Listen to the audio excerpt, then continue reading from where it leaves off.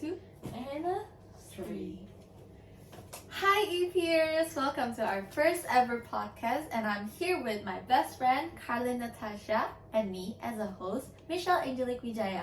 On today's podcast topic, we'll be discussing more about graphic design and of course about visual communication design. Before we get into it, I'd like to get to know my best friend here first. So Carlin, what sort of thing do you like to do on your free time? In my free time, I like to do a lot of things actually. I like to draw, I like to cook, I like to swim, and basically all the other things like, like going on a walk or like having fun. So basically your hobbies are more towards productivity. Yeah, Is that what I'm saying? Yeah. How about drawing?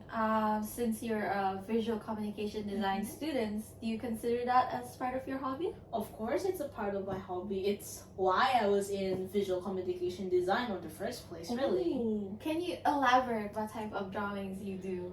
I usually draw a lot of portraits. I mostly pick more the anime style rather than the realistic style. Yeah. Well, I can see that from you. You look like the type to draw a lot of anime related. So you're saying you're into comics? I really like reading comics actually. Okay. I get the sense. How about in the future? What type of living situation would you like to be in? Like a place? I really like living in a big space. Big space? Yeah, so basically a mansion. Oh. Yeah. And I also would like to have maybe like a swimming pool, a yard, and also a very big kitchen. Oh, so you can do all your hobbies there. Yeah, is that what you're yes, saying? I can do all my hobbies at once whenever I want.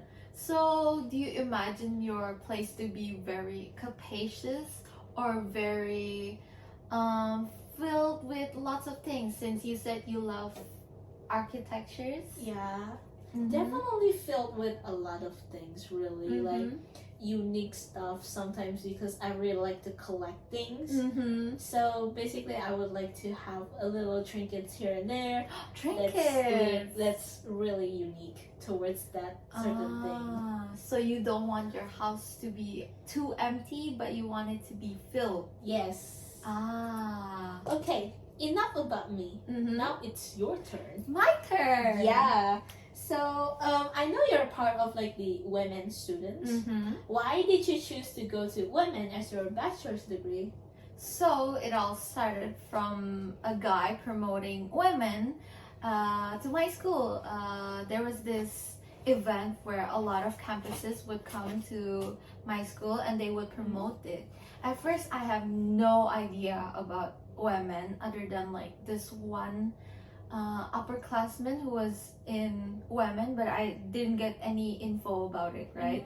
So this person that was promoting women, they talk about how good the place is, how cool the architecture, and how cool are like the places there. Also, they explained to me about visual communication design, and that's actually why I got into it, since I'm into artistic things. I love to draw, I love to create things.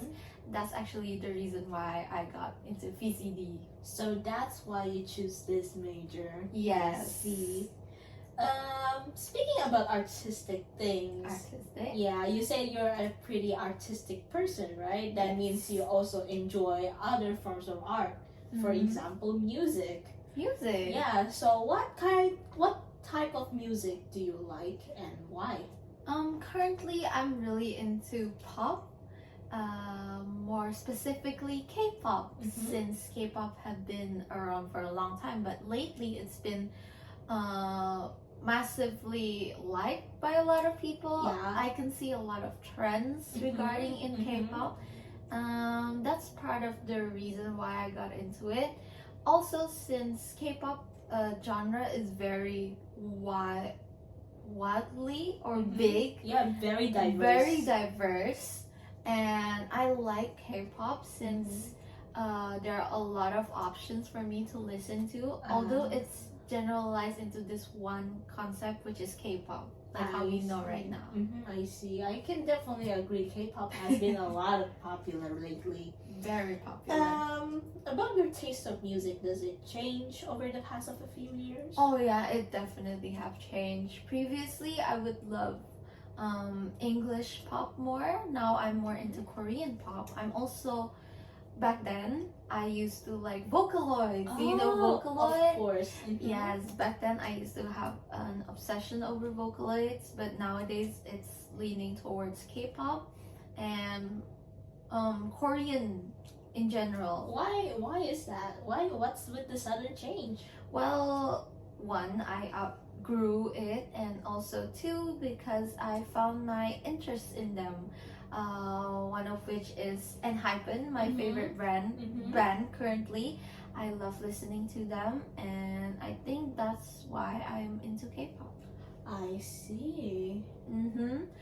Right, now we get back into our topic. Let's dive into it. So first we have this photo of an advertising printing, and what do you think about it? It's definitely very vintage from the first look. Very vintage, obviously. Yeah. It's from the 90s. Oh, it's from the 90s. No wonder then. Yeah. That's when the technology has just started, isn't it? Yeah, that's actually when printing advertising actually get more and more improved. That's why we have images like this. Yeah. Definitely, posters are really popular, even up until now, really. But we can see that back then, posters are more, let's say, they tell more of a story. They show more emotions, and they show more of culture. Yeah, rather than nowadays where it's more direct, where they show just buy this product with this price. Well, as before, they try to entice the customers to look longer at their posters and try to decipher what their meaning is. Right. I think it's also the way of how back then they promote more towards like showing people into like the picture, rather than now we only show the product, because I think nowadays they're more into branding. That's what they say. Back then it's more of how you use the product. Nowadays it's more branding. Yeah, and definitely nowadays the advertisement are more imaginative rather than before, where it's more, related to how our society is. How about skills? Do you think as a designer we need specific skills to excel in design? Of course, like, making the posters before needs skills, so definitely up until now we still need a lot of skills. But about the specification of the skills, what do you think of it? Well, for me, skills are important for a starting base for a designer, especially drawing skills. We need that the most, since we're gonna create something out of images. And secondly, we need the skills to use our tools. For example, we need the skills to use digital applications, or maybe how to use watercolor in real life. We need all those skills to be able to create the masterpieces that we need. Yeah, especially nowadays when technology is really, really advanced. It has become a crucial part in our lives, actually. We, as graphic designers, really have to adapt to it so we can like incorporate the advancement of that technology into our designs. Especially nowadays, since there's this thing called as AI. Yes, we all heard of it. We all are like very alert about it. They say like, especially AI artists, they just going to be like, oh no, we're going to steal your job. Well, not really, since AI mostly only scrapes data from like the internet. So I don't think it will replace graphic designers. I think a lot of people also need to remember that AI are only used as tools to create, since AI is more of how you might implement it and not how you actually do it. AI just like this concept thing. and we as a designer of course need that skill, but AI, we don't need that, and they don't do that and need that, and they only scrape it, like how you said, scrape it from others' artwork. Yeah, and also designers needs a lot of skills to make that certain media becoming much more intuitive and much more innovative and interactive with, you know, with us as the viewers or like the consumers.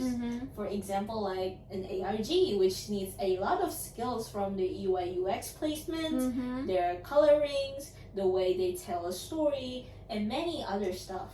Also, as a designer, it will also be very helpful when making a game.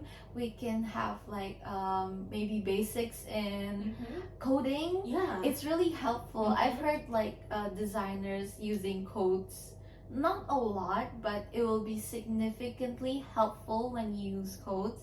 Especially games are very complex and they're not easy to implement and to be used on a daily basis. Yeah, you definitely need that some sort of skills to like develop a game, especially if us as graphic designers. Since we're talking about games, have you heard of the saying where gaming can create violence over children? Really? Yeah, there's this thing where in the 2010s, parents would blame games for the reason why their children's characters change. Oh my god, I don't really agree with that opinion. I don't honestly. agree to it either. Yeah, honestly, when it comes to violence and video games, I mean, they do show up a lot in video games and in media, right? But I don't think that it will, you know, affect much of our morality as long as we ourselves believe that violence is not the key towards everything, you know? Like some people joke about violence is the key. Like, no guys, it's not. It's not. So I feel like when it comes to blaming violence towards video games, I feel like it's a bit shallow because I feel like there's a lot more problem into violence as to why like violence now has become more and more of a thing rather than in the past. But have you also heard that we as a designer might have something to do or might be a part of the reason why they did that, since we're the ones that created the media, and we're the ones that created this sense of like violence. So it's like we are the reason why we push them into violence. Is that how you say it? Graphic designers obviously have some impact towards it, especially when they make violent content, right? But then again, us as graphic designers can also fight that back and use violent content in a much more warning way rather than using violent content just because of it being violence, you know?